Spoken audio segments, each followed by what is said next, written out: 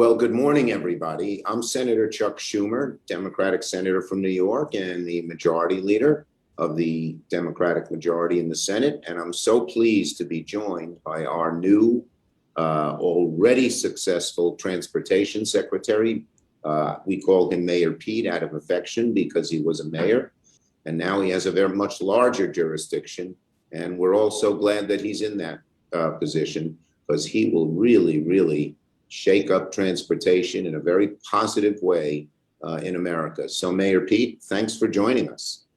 Thanks very much, Leader Schumer, and I'm so thrilled to be part of this conversation and thrilled with the opportunity to work on U.S. transportation infrastructure. I don't think there's ever been a more dynamic or exciting time to be working on this.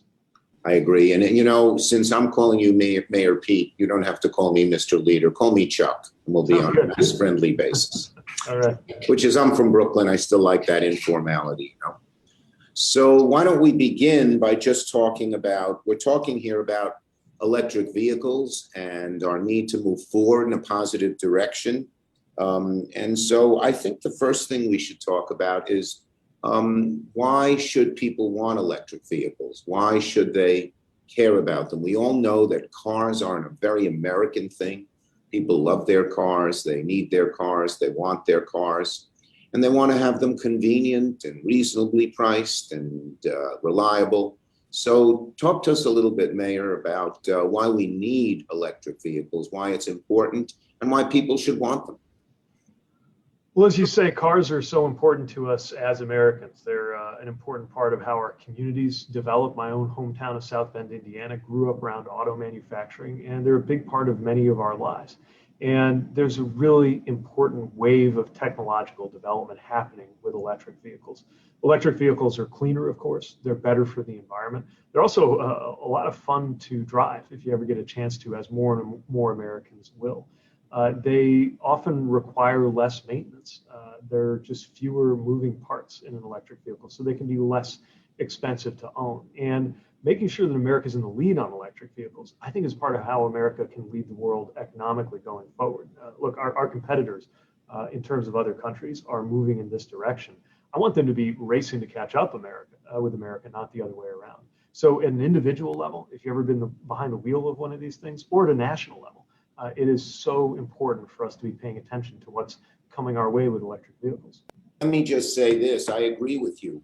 When people get to own an electric vehicle, they love them. The ride is just smooth. The first time I read an electric vehicle, I said, I feel like on a magic carpet. They're quieter as well. They're less dangerous because the center of gravity is lower. And as you mentioned, there are fewer repairs because there are fewer parts. So they're a lot cheaper to maintain. So once people become accustomed to an electric vehicle or even ride in it for the first time, they really like it. I mean, I think the problems that people worry about are obviously, will they be able to drive as long a distance without, quote, refueling or recharging, as we would now call it? Can that charging be quick and easy? And will there be charging stations anywhere? If they want to go to grandma's house, who lives in rural Illinois, will they be able to get there? And we have to answer all those questions, yes. And I think the plan we're working on together does that.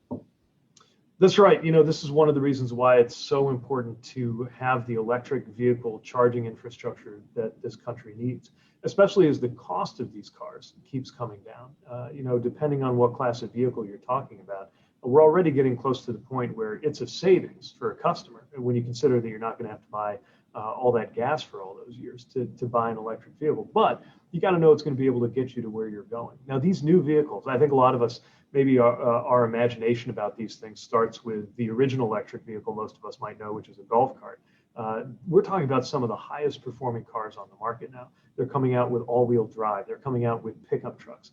So they're really meeting consumers where we are.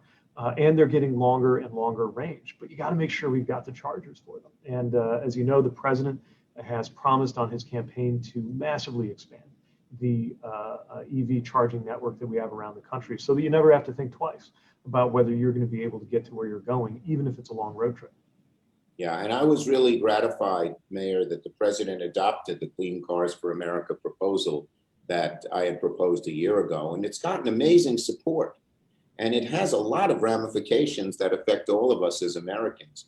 Not only do we produce the electric cars and provide the charging stations everywhere, one by your home and then across the roads into America, but it's going to keep America preeminent as the #1 electric vehicle producer in the world. We've always been the leading car manufacturer in the world, and we've lost some ground in recent years. The Chinese and some other companies are deeply subsidizing their electric vehicle manufacturing.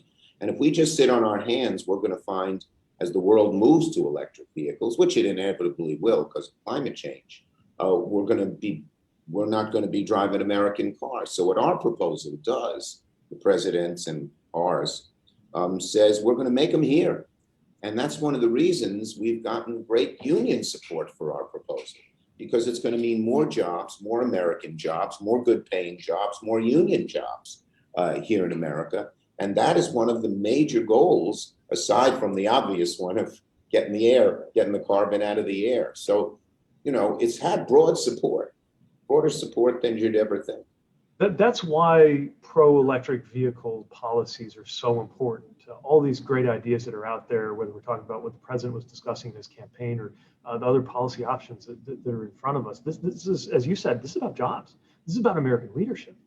This is about making sure that as electric vehicles are increasingly made around the world, that the best are made right here in America. And that, as you said, this is an engine of economic growth for the middle class. Again, I grew up in a town that used to be an auto town, but the car company that gave life to our city, Studebaker, they didn't make it through the 1960s because they couldn't keep up with some of the changes. This time, we got to not only be keeping up with the changes, we got to be driving those changes and challenging the rest of the world to keep up with us. And that's why your leadership and the great work that's been done to make sure that Americans understand the potential of electric vehicles is so important. Yeah, I think it's two things. It's convincing people it's good for them, that they'll love their electric vehicle. And it's convincing America that this is something that helps our economy grow. So many people worry, are my kids going to get better jobs than I had, or are they going to not get as good a job? This kind of proposal says your kids are going to have a great future because America will once again be the shining center of auto manufacturing. We're still #1, but the others have gained on us. Right. This caused us to jump right back into the lead and have the rest of the world start buying American cars rather than so many companies selling their cars here. That's just it. And to me, it brings out my competitive instinct a little bit because I want to see America in the lead. You have one of those, Mayor? You have one of those competitive instincts? Just a little, maybe. And whether we're talking about these newer companies that are forming or Detroit, some of the best known auto manufacturers in the world, all of them pulling in this direction, we've got to make sure that we're doing everything we can to support that transition, make sure America is leading the way. Yeah, and a couple other points that we would make. Obviously, one of the main points here is our climate. Everyone is worried. Everyone is worried about climate change. If we do nothing and just sit on our hands, the awful year we've had with COVID would be repeated worse and worse and worse 10, 12 years from now and on into the future. That means a lot for us. I think of my little grandson, Noah, 2 years old. What kind of, I've enjoyed the beauty of the globe. We would go hiking in the national parks every summer and saw the beauty of America. And will that be around if we do nothing? It may not. So it's sort of a win-win-win.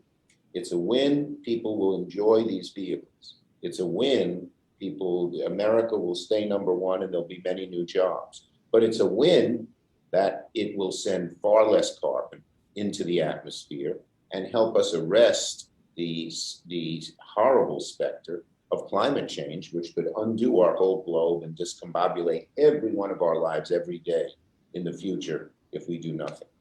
Climate change is not theoretical anymore. We're seeing it all around us, and this is just the beginning. But it's still not too late to head off the worst effects. This is a huge part of that. And what's exciting is that this way of fighting climate change is also something that I think Americans are going to enjoy being part of. We're not talking about a sacrifice. Again, we're talking about some really compelling and exciting products made in America coming onto the market. We've got to make sure we support that development. Yeah. But I think about it generationally too. I'm a new federal employee now that I'm the Secretary of Transportation, and part of what you do with HR is you set up your retirement accounts, right? So I'm thinking about when I'm going to be retiring, hopefully in the 2050s. By then, we're going to be looking back at this stage of the 2020s, and we will have either succeeded or we will have failed in preventing climate change from ruining our future. And I want to be able to look back and say, back then in the early 2020s, we did the right thing before it was too late. Yeah, this is a fulcrum moment. Exactly. It's not too late, but if we wait another 5 or 10 years, it will be. So we have to act now. There's an imperative to acting, but I think it's a popular imperative. Most Americans know we have to deal with the specter of climate change. Most Americans want to create new and good jobs and be part of the future and not just cling to the older jobs, which have become more difficult and less frequent in the past. And most Americans would love to try a new driving experience that might actually be better than the one they have. So, so it's a win all around. And one other point I'd make here, Mayor, and I know you know this, but the point of sale subsidy that the president and I have proposed, we'd make sure that lower income people could take advantage of that as well. So that's an important thing as well, because we don't want this to just be available to a limited number of people. It's such a great point. Look, the electric car experience is a great one, but it cannot be a luxury. This has to be something available to all Americans. And just to be clear, as more and more of these remarkable electric vehicles are developed, this is not supposed to be some kind of elite vehicle. This is got to eventually be the way that all of us get around. And when you get behind the wheel of one of these things, it's so exciting. People are going to love it. But that's got to be something that's affordable for everybody. And then it's a win-win, because if we can make sure somebody can afford to acquire an electric vehicle, we're also saving them the cost of filling up with gas for the rest of the time they own that vehicle. Well, it looks good.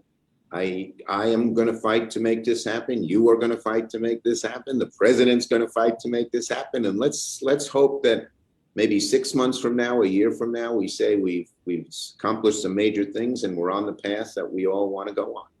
I'm looking forward to celebrating that. Great. Thank you, Mayor, and thank you for doing the job, and thank you for transportation is such an important part of America. And I think all of us are glad and proud that you are at the helm. Well, thank you. I'm thrilled to be here. Thanks, everybody.